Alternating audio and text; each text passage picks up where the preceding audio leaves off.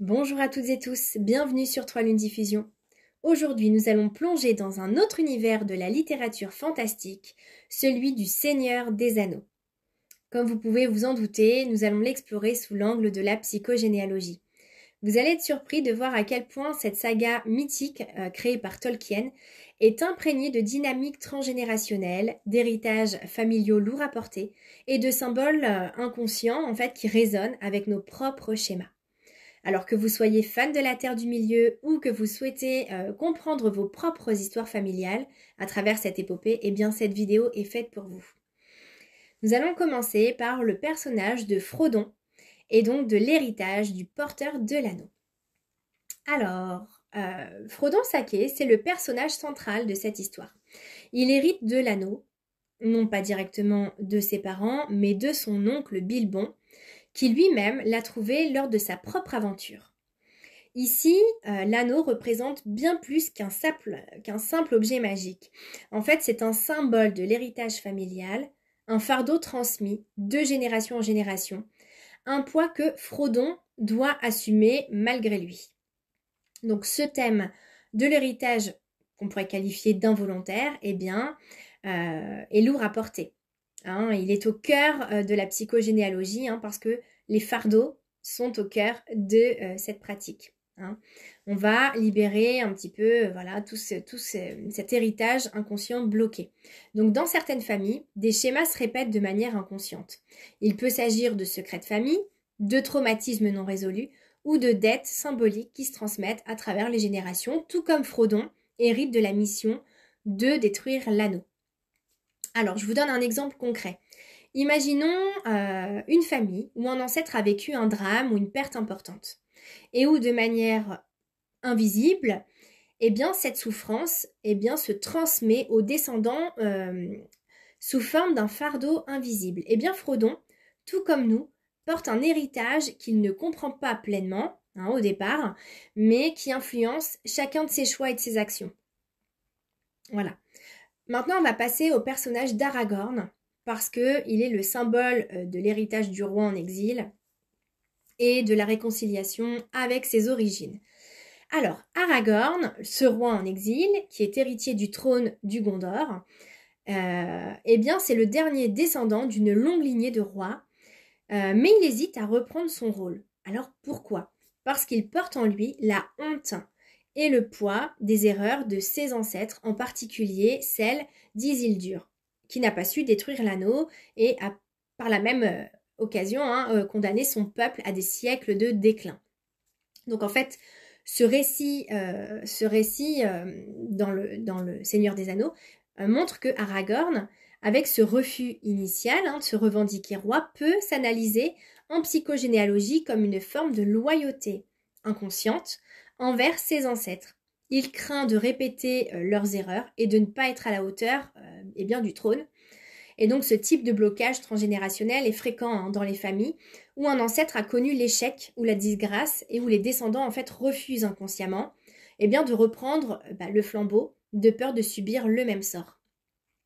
Je vous donne un autre exemple. Dans certaines dynasties familiales, il y a un ancêtre qui a pu échouer à réaliser ses ambitions, par exemple, et qui a laissé derrière lui un héritage de honte ou de culpabilité.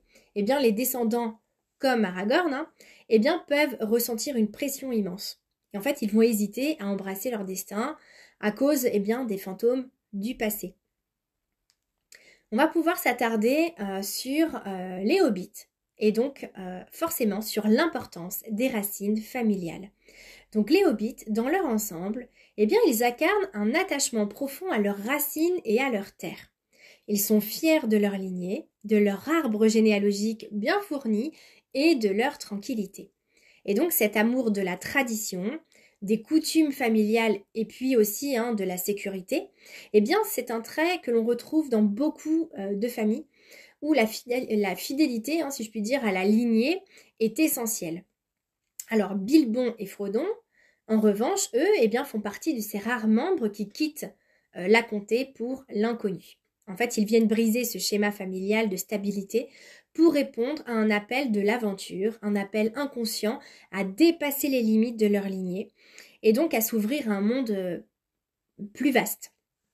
Donc en fait, ça reflète ce que l'on appelle souvent en psychogénéalogie le mouton noir de la famille, celui ou celle qui ose sortir du cadre pour explorer de nouvelles voies. Donc je vous donne encore un exemple. Dans certaines familles, il y a toujours, ou en tout cas très souvent, un membre qui décide de partir loin, de suivre un chemin radicalement différent de celui de ses ancêtres pour explorer de nouvelles possibilités. Alors, comme Bilbon ou Frodon, ils sont à la fois porteurs de changement, mais aussi de retour à leurs racines une fois leur quête achevée finalement. Ça peut vous donner des pistes. Maintenant, on va pouvoir passer aux deux personnages de Boromir et de Faramir, qui vient symboliser la rivalité fraternelle et le poids des attentes paternelles. Donc le cas des frères Boromir et Faramir, il est particulièrement intéressant d'un point de vue psychogénéalogique. Pourquoi ? Parce que les deux fils de Denethor, en fait le régent du Gondor, sont constamment mis en compétition. Donc Denethor favorise ouvertement Boromir, le considérant comme un héros, tandis qu'il critique Faramir, le jugeant indigne de sa lignée en fait. Donc cette rivalité entre frères, souvent attisée par les attentes parentales, c'est un schéma que l'on retrouve dans beaucoup de familles. Et donc le parent projette sur un enfant ses désirs et ses ambitions non réalisées, tout en dévalorisant l'autre en fait, et souvent de manière inconsciente. Et donc ce schéma peut provoquer des fractures émotionnelles profondes et qui vont se perpétuer souvent d'une génération à l'autre dans les générations, dans les fratries en fait. Par exemple, on peut imaginer des familles où un enfant est constamment valorisé, malheureusement, aux dépens d'un autre. Et donc, ça peut créer des blessures d'estime de soi qui vont marquer les descendants sur plusieurs générations si c'est pas mis en conscience et si c'est pas dépassé. Tout comme Faramir, en fait, va porter le poids du rejet de son père, et tandis que Boromir, succombe à la pression d'être, en quelque sorte, le héros de la famille. On va pouvoir maintenant parler de Gollum, qui finalement est la figure du double et de la fragmentation du soi. C'est un personnage qui est très intéressant. En fait, Gollum, lui, il va incarner un thème puissant et troublant également. C'est la fragmentation de l'âme. En fait, Gollum, anciennement Sméagol, il est littéralement divisé en deux par l'anneau. Donc une partie de lui souhaite la destruction de cet objet maléfique, tandis que l'autre est totalement corrompu, c'est ça, par son pouvoir. Et en fait, cette dualité symbolise un phénomène que l'on rencontre parfois en psychogénéalogie, c'est la double loyauté. Alors, Gollum, il est partagé entre deux forces opposées, tout comme certains descendants peuvent se sentir tiraillés entre deux lignées ou deux obligations ou deux attentes familiales qui sont inconciliables. En fait, ce schéma de division intérieure peut être le résultat de traumatismes non résolus dans la famille où l'enfant ou le descendant se sent pris entre deux forces contradictoires. Je vais vous donner un exemple que je vais essayer de rendre le plus concret possible. Donc, dans certaines familles, un membre peut ressentir une double loyauté, par exemple entre les attentes du père et celles de la mère, notamment les enfants de parents séparés, par exemple. Ou entre deux lignées aussi, quand il y a, par exemple, vraiment des grosses différences dans les dynamiques familiales. Et en fait, ce sont finalement ces deux côtés qui s'affrontent ou qui véhiculent des valeurs opposées. Et en fait, Gollum, lui, vient incarner cette lutte intérieure qui peut fragmenter l'individu, qui nous divise finalement. Donc, c'est vraiment intéressant à aller explorer. Il peut y avoir des résonances avec votre propre histoire. Si vous avez ressenti des émotions particulières en regardant ce film, à certains passages, à certains moments, avec certains personnages, on va voir que, voilà, en fait, si certains passages du Seigneur des Anneaux vous touchent particulièrement, si vous ressentez des émotions intenses, face à des scènes ou à des personnages, c'est peut-être parce qu'en fait, vous êtes en train de vivre un effet miroir.